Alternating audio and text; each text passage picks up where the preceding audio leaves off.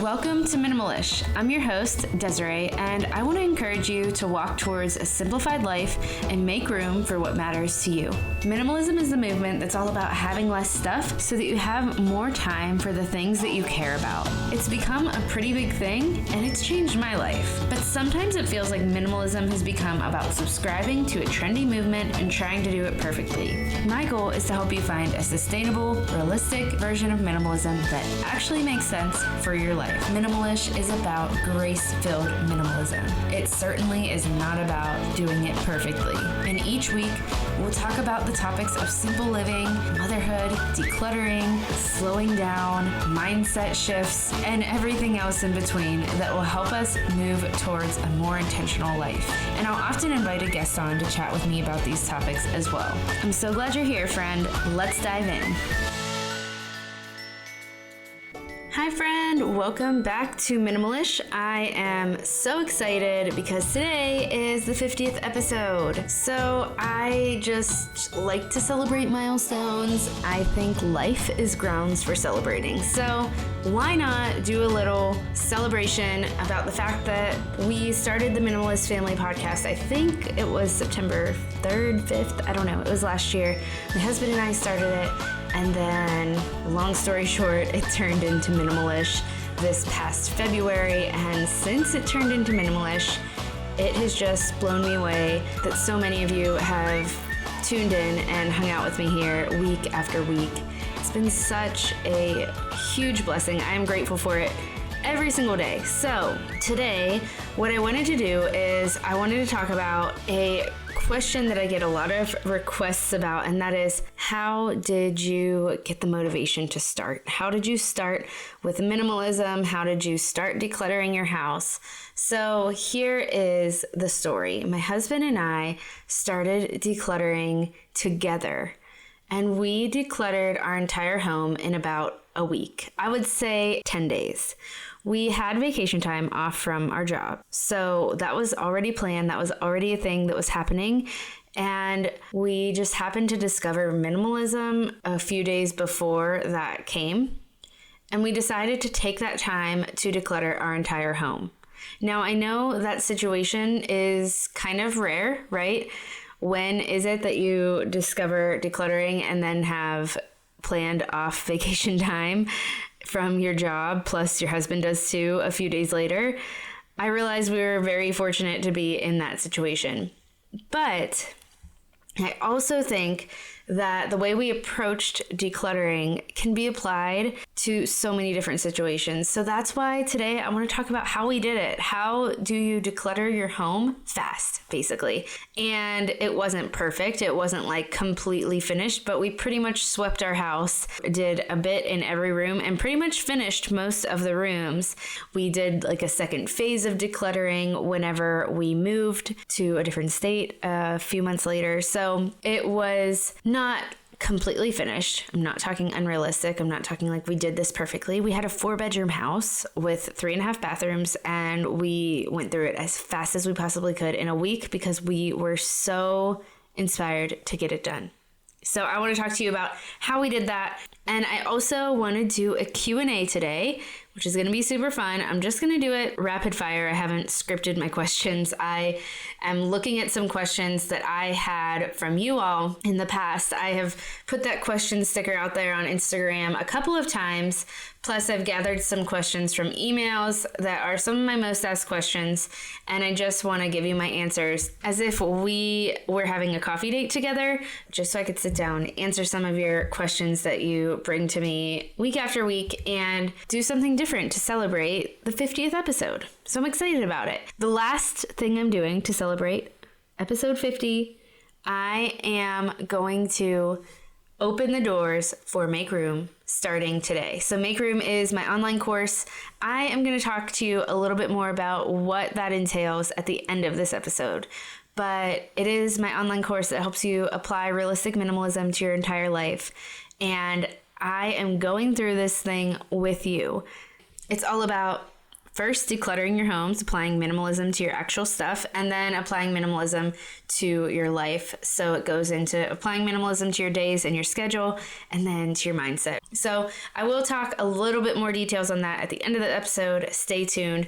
But right now, I want to talk to you about how did we do this? How did we declutter our home in 1 week? So like I said, my husband and I had some time off of work, and we heard about minimalism literally like the day before that vacation was happening. We discovered minimalism through the Minimalist documentary, and we looked at each other and we just basically both said, we're in.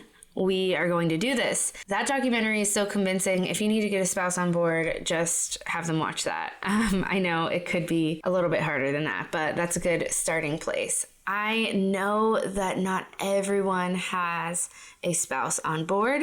I know that not everyone has a spouse that wants to help them with the decluttering. So just know that I'm not telling you that you're supposed to do it exactly like this. I'm not telling you that you can and should do it in a 7-day period. But what I do want you to know is that you can do this.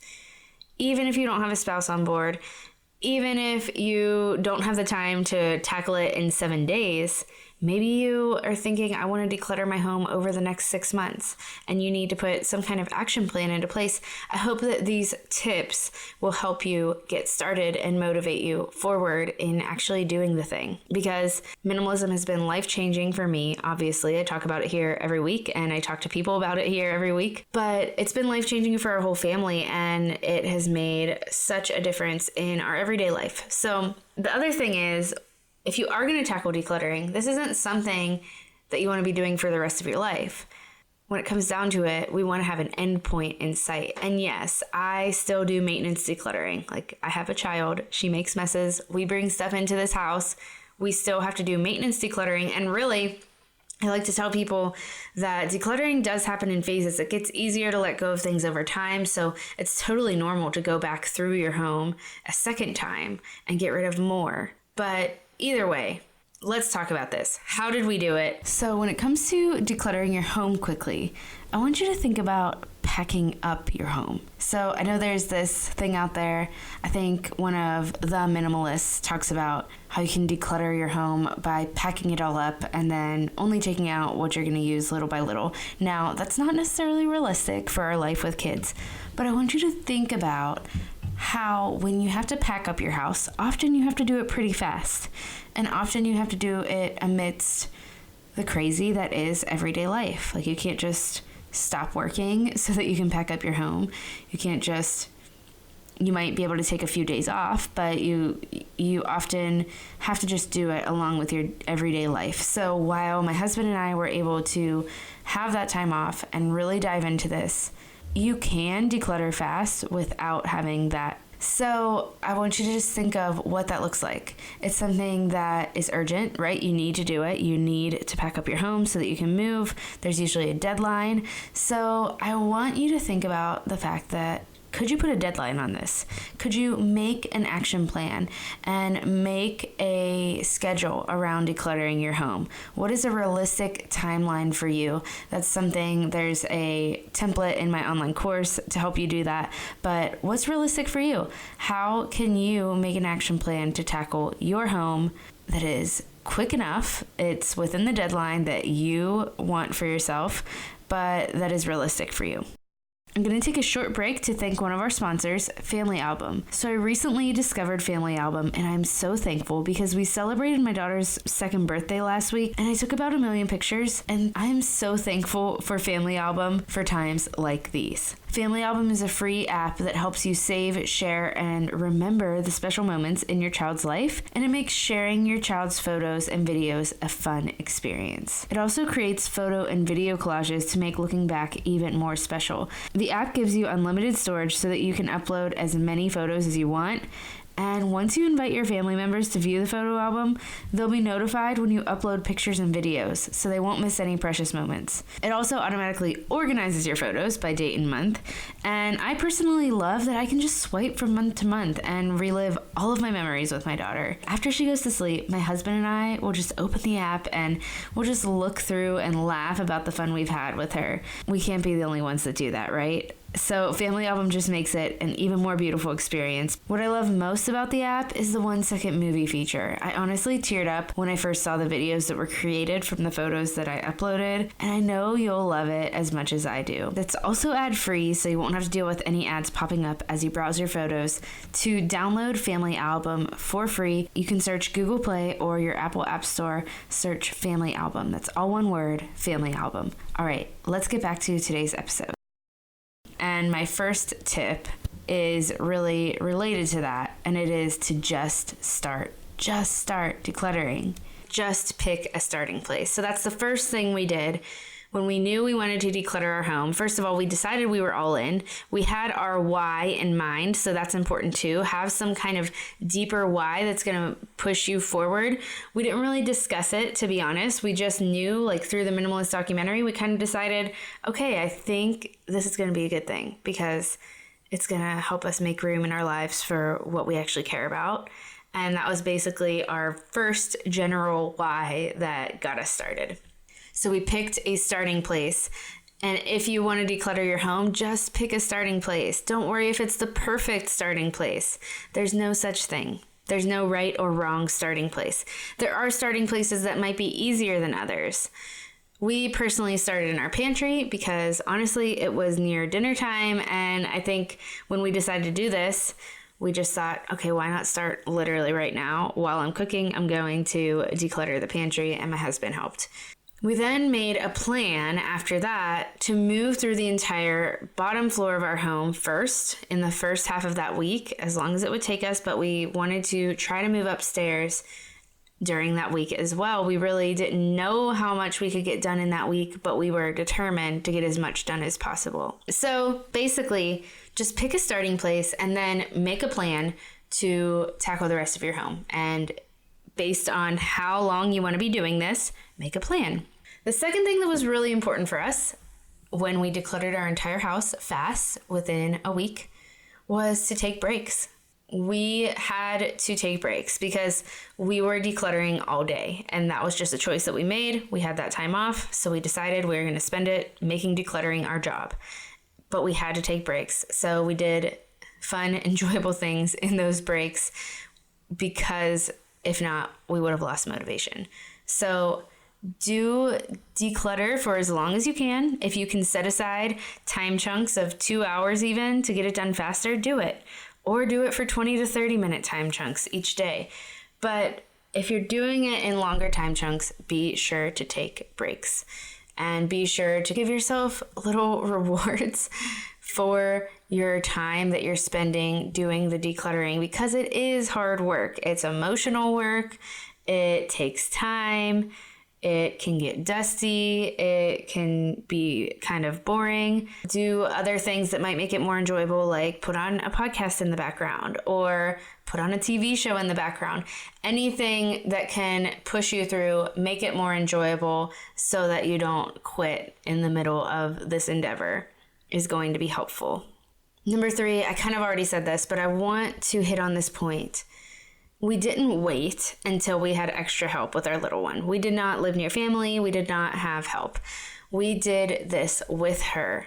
We both decluttered at the same time, and we just had her with us, and we stopped as needed to take care of her. We took turns doing that. She was just a tiny baby at the time, so she wasn't super demanding in the sense that right now it would probably take a little bit more double teaming. But honestly, these days I declutter alone, and I declutter on my own, but I declutter with a 2-year-old in the room so often. Anytime I'm doing maintenance decluttering, she's with me.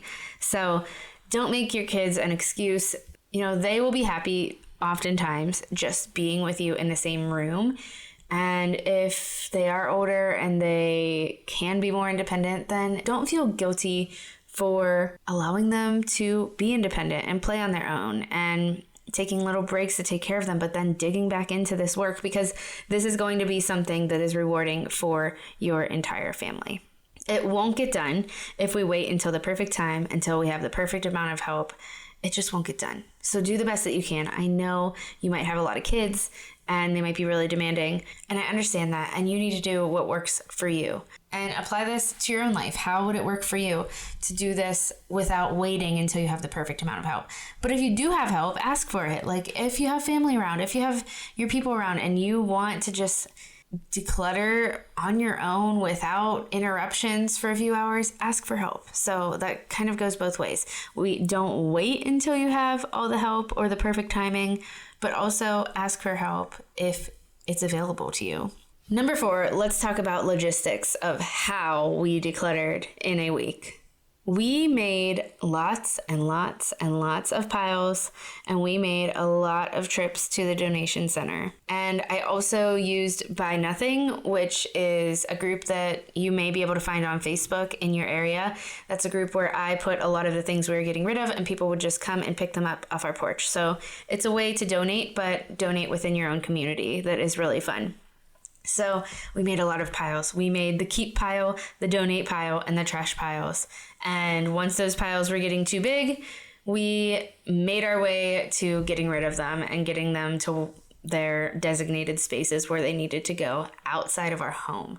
I think something that happens often, it happens to me, even with maintenance decluttering now, is that we make our piles, but then it's really hard to get them outside of our home. So if you're doing this for the first time and if you're making really big piles, get them out of your home as soon as possible. I know it's hard. I know it is annoying to do, but I didn't know this, but you can also get decluttering pickups. So someone will come and pick up your donations.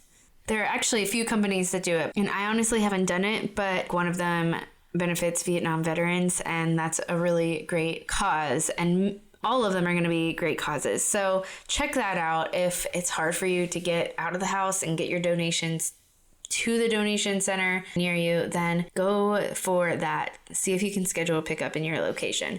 Another thing that we did is we consigned a lot of things, but you can sell your stuff. Facebook Marketplace, consignment. What I loved about consignment is that I was actually able to get it out of my house. With Facebook Marketplace, you're kind of waiting around, or selling wherever else. You're kind of waiting around until someone buys it and keeping it in your house. So decide for yourself if that's worth it or if it's more important to just get it out of the house. All right, the last thing we did to help us declutter in 1 week is we had accountability. Listen, I would never be able to declutter in 1 week with my own willpower. That is 100% true. There's no way I'd be doing this on my own and be like, yeah, I can just declutter in a week and power through it and have my own willpower. I would need accountability in some way, and I am really thankful that I had that through my husband. Like, we were keeping each other going on this, but nowadays, I still have my husband for accountability, thankful that he is in on this lifestyle change with me, but I also have accountability through this amazing community that is Minimalist. You guys encourage me to do maintenance declutters all the time. And right now we're doing a challenge in my Facebook group. Actually, tomorrow is going to be the last day of that challenge. But right now we're doing a decluttering challenge and I'm decluttering with it. So it has been just the only thing that pushes me through to keep decluttering is accountability. And I fully believe you need to get someone in on this with you. Not necessarily that does that person need to be decluttering your home with you, but that you guys can talk about the struggles and you all can cheer each other on and send each other pictures. So find someone to journey through this with you. Find an accountability partner. That can be someone in your real life, or honestly, Instagram is a great place to find that. You can also join the Facebook group. That's where we've been decluttering together for this whole week so far, and that is a great place to find accountability. And the last great place to find accountability that I suggest is my online course. So I am, again, going to tell you more about that at the end of this episode. So if you are interested, keep listening. All right, I'm going to answer 4 questions that were specific to minimalism and intentional living, and then I'm going to answer 4 questions that were just more personal, random, fun questions. So the first question is, I could see myself feeling the pressure to sell things that I'm letting go of. Any tips on calming that desire to make money from minimalism? Okay, so I feel this. I see a lot of people on Instagram that are selling their stuff and getting so much money for it, and that is super inspiring and super amazing. And if it's something you want to do, you should totally do it. But there are times when we just need to get the stuff out of our house so we can feel that peace of the space that is coming from minimalism, right? You don't really feel it until that stuff is out of your house. So in my case, I just tell myself that it is going to someone who needs it, right? It's going to a good cause when I donate it. And I know that donation centers can be inundated with stuff. So I try to think about that. And if it is clothes, if I have a lot of it, I try to take it to something like a consignment center or somewhere else that might benefit from it more. But for the most part, like, it is okay to feel like I need to get this overwhelm out of my life. I need to get this stuff out of my house. It is okay to just donate it instead of keeping it around to sell it. So what is your goal? Is your goal to get the stuff out of your house? Or is your goal to make money on the stuff before it leaves your house? And either one is okay.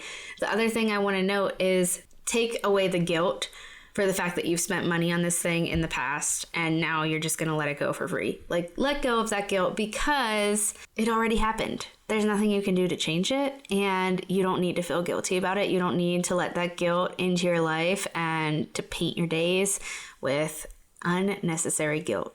You've already spent money on it.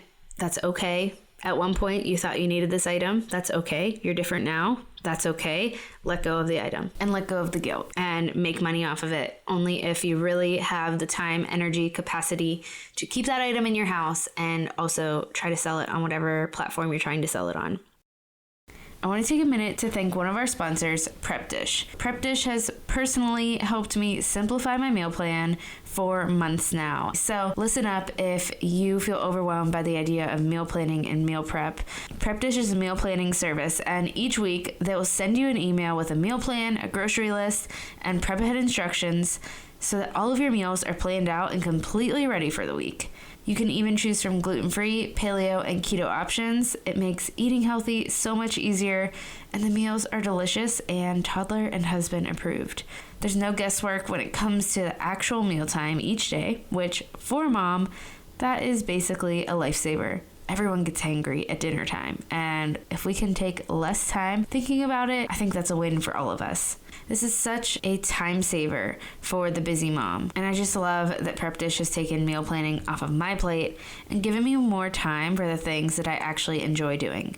So Allison, the founder, is offering listeners of Minimalist a 2-week free trial. Thank you, Allison. Try it out for free. Head to prepdish.com/minimalist to try it out. That's prepdish.com/minimalist to try it out. All right, let's get back to today's episode. Okay, another question that I had was minimalist hair and makeup. I thought that was a fun question. So I am not a beauty professional, so let's just remember that right now. My minimalist hair routine looks like, honestly, not washing it super often. Now, this is for several reasons. One, I do not like to take all the time in my day to dry my hair and do it every single day. And if I let my hair air dry, 5 times out of 10, it's going to look okay. And the other 5 times, it's going to look like a crazy mess. So I do air dry it often. And then I do my hair in that same day or the day after. And then I use dry shampoo to take that hair as long as I possibly can. Take that same style as long as I possibly can. And that is my minimalist way of doing my hair. It does somewhat matter to me the way that my hair looks because I feel better if I put a little bit of effort into getting myself ready for the day. But that doesn't mean that I actually do my hair every day. I just do it once and then I use dry shampoo. And dry shampoo also gives my hair more volume, so that helps.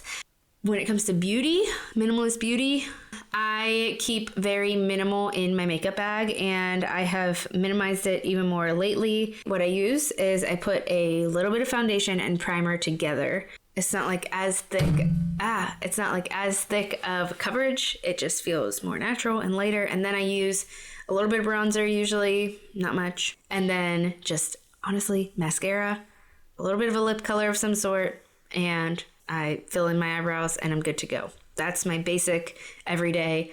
I do this while a toddler sits on my lap and plays in my makeup bag, so I need to do it fast. That is my minimalist beauty. I am pretty happy with that system. And I do put makeup on almost every day because I just feel like it makes me feel like I'm ready for my day, and I feel like it makes me more productive, as weird as that sounds. Another question that I had was toys taking over, how to start. I thought that was a great question for this episode specifically because I just want to say just start. And that's kind of what I began this episode with, is just this idea of pick a place to start and just start. So with toys, my biggest recommendation is actually to start by watching your child over the next couple of days and seeing what they gravitate towards.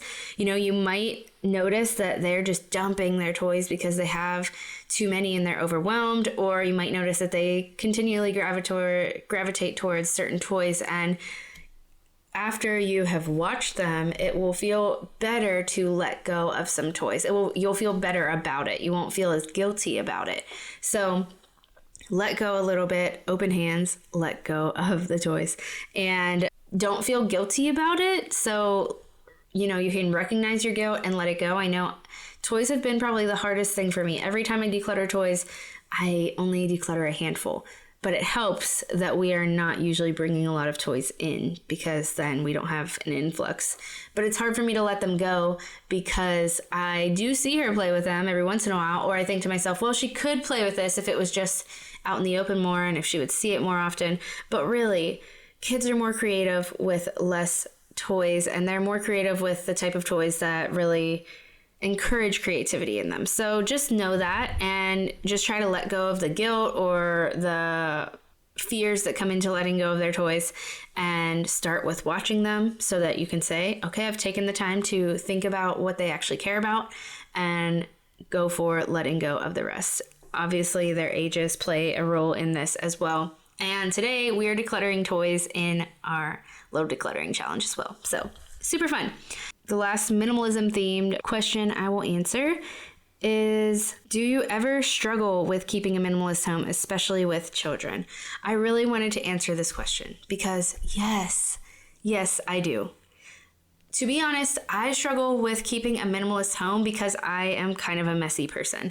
And that is one reason minimalism is so helpful to me, because it's just less stuff to take care of and to try to keep organized. But because I am an unorganized and messy person, that sometimes can make extra stuff in my home feel overwhelming to me. So when I do start to feel that feeling of it's starting to feel like I haven't managed our systems very well, and maybe there's a little bit of paper clutter here, or there's a little bit of stuff that's not back in its rightful place over here, or somehow now my daughter has way too many clothes again because she gets so many gifts from family. So yes, it's a struggle. It can be a struggle, but for the most part, the benefits way outweigh the struggle. Here's what I think. It's okay if it doesn't look perfect. What does a minimalist home actually mean to you, and what would a beneficial definition of that be for your actual life? Because if a minimalist home looks like all white, perfectly white walls and white furniture and perfectly decluttered at all times, is that realistic for you, or is trying to keep up with that standard stressing you out? Answer that question for yourself, and then define what a minimalist home means for you. Because for me, a minimalist home just means that I can feel stress-free in my home, and I can keep up with the stuff that we have without extra crazy long cleaning routine, or without a 40-minute nightly tidy. Like if my nightly tidy starts feeling like it's more than 15 minutes, I know it's time to declutter. So that's just all of my thoughts on that question. Okay, let's go for some questions that were just more personal questions and pretty fun. Okay, so one of the questions I've gotten several times as I have put this little question button on Instagram is, do you plan to homeschool? And I think that it's hard for me to answer that question right now because my daughter is so young, and I sometimes feel really strongly that I want to homeschool because I have the teaching experience and the teaching degree, and I feel like it's something that I would enjoy doing.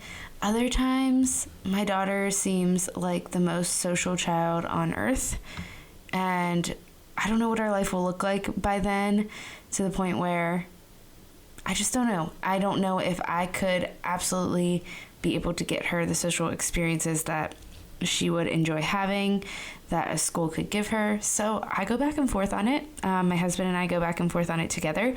But what I am doing is that I am homeschooling right now. I am doing the program Other Goose, which is a homeschooling co-op for young children, ages 2 to 7. So I had Erin Lochner on the podcast a couple of weeks ago, and she is the one that runs that homeschooling co-op. And it just gives me 5 little fun, creative, exploring lessons each week that are applicable to my daughter's age. And it's fun to do that. And as I kind of experience homeschooling in these early years, and as Gemma grows, I will continue to make that decision with my husband, and we'll make the decision that is best year after year. I think that will be what we do, is just take it year by year and see what happens. The next question I got is podcast related, so I'm going to answer like 2 questions in one with podcasting. The first one is, why did you start your podcast, or what inspired you to start your podcast? And the second one is it hard to start a podcast? Where do you even start? I've been wanting to start one. So I have a resource coming on this, and it's been a long time coming. And honestly, it's just because I put too much on my plate. So I needed to let go, and that is something that I let go of for a later date. But it's coming, it's started, and it's coming. I want to help other people share their stories. I think podcasting is a great way to do that. So I started a podcast because I listened to podcasts all the time while I had a 30-minute commute to work when I was teaching. They got me through that. And podcasts really got me through the days when it was hard, when I was crying on my way to work because I didn't want to go to work because I wanted to be with my baby. And they got me through days when I was driving while I was pregnant and I felt like I was going to get sick, on a 30-minute drive while I was driving to work. So, and even beyond that, even before I was pregnant or mom at all, they've kept me company on so many car rides, and they've inspired me in so many ways and have changed my life in so many ways. So some of the podcasts I listened to in the beginning that kind of were maybe inspiration behind what I started. The topics are totally different, but the Happy Hour podcast is one I always recommend. And another one, I think it's called Well-Fed Women now. And my husband and I used to eat the paleo diet, and they talked about that. And I don't really listen to that one anymore, but it's called Well-Fed Women now. And I just love their conversation back and forth and their banter that they have on that show. So those were 2 podcasts that kept me company on a lot of drives. And there were other ones too, but those were the main ones. And the Happy Hour podcast has inspired me and lifted me up so many times that I just wanted to start something to do the same for others, especially once minimalism came into my life. It really inspired me to want to share something that was so life-changing to me. And one day I was just like, hey, I want to try this. I think that will be fun. So we did it. And I wanted it to be a conversational podcast in the beginning when we started the Minimalist Family Podcast. I wanted it to be a conversation, but that didn't work out because it's just unrealistic to expect my husband to be able to have the time for this with a full-time job that he has. So I was a solo host, which is honestly not what I wanted, but I love the conversation of the guest episodes, and I am hoping to add a co-host to 1 episode a month, which that's something that might be coming because I do love more conversational podcasts and guest episodes. And the last question related, is podcasting hard? Yes, it is hard. It is hard work. I think it's hard. I've heard other people say that it is not hard. And I think that's because they have a lot of help. And I would one day hope to have a lot of help. But for right now, this is really a solo endeavor, and it is hard.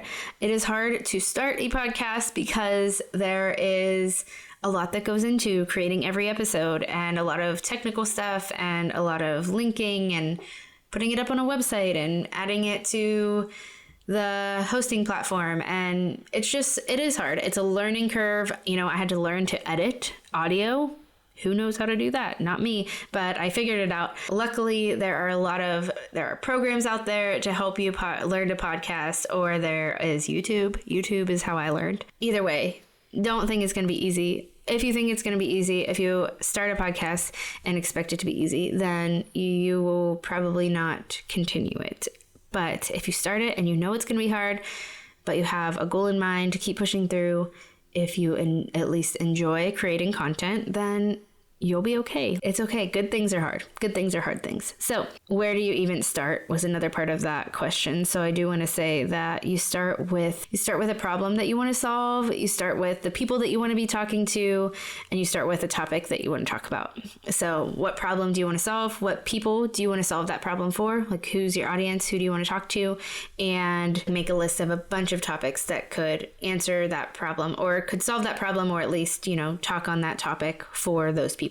And at least if you have topics brainstormed, then you'll have something to draw on whenever you realize that this takes a lot of time, this is hard, my brain is tired, what do I talk about next? Well, go to that list of topics that you started with. Okay, this episode has gotten pretty long, but that's okay because it is the 50th episode. I am so excited to share this fun episode with you. I really just wanted to talk about decluttering and the basics of decluttering and the basics of how to do it fast. And I really wanted to do a Q&A because I've been wanting to do it for a long time, but I just haven't found a space in my schedule to do so. So today was the day because it was the 50th episode. I'm so grateful that you have been here with me week after week, or if you're a new listener, I'm so grateful you're here today. I hope you enjoyed this episode. My episodes aren't usually like this one. This is a very different episode, but they are usually fun, I think, and I hope you stick around.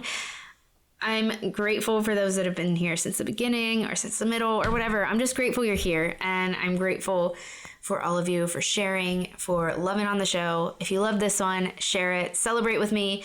And if you want guidance in decluttering and applying minimalism in a way that works for you, defining how it works for you and applying it to your life, check out Make Room. I won't talk about it too long, but what I did want to tell you is just what it's all about. So the first module is going to take you through a setup for decluttering, what you need to actually get into the mindset that is allowing you to let go of your stuff. So it's like a basis for decluttering, questions you might have about the decluttering process. The second module is where we dig deep into decluttering our homes.